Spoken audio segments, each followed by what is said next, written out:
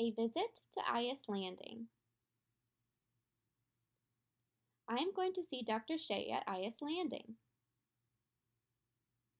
I will be meeting with Dr. Shea. She is kind and fun and is excited to meet me.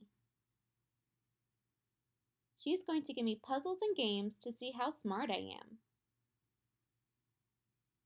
When I arrive, I will walk into the lobby while I'll say hi to Dr. Shea. Dr. Shea and I will go into a quiet room that looks like this. It will be quiet and comfortable. Dr. Shea is going to show me pictures and play with different materials. I'm going to try my very best when Dr. Shea asks me to do those things.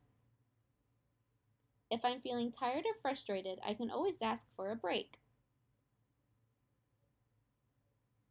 After I do some work with her, I'll get to play with her fun toys.